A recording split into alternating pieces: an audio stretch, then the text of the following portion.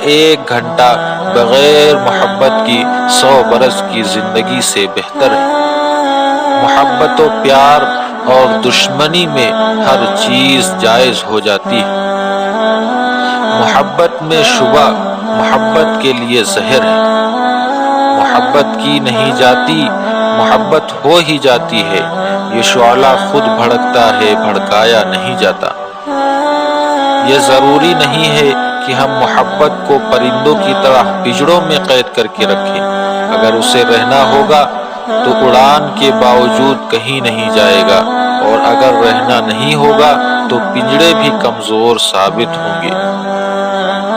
عورت جلدی محبت نہیں کرتی، مگر جب محبت کرتی ہے تو اپنا سب کچھ قربان کر دیتی ہے۔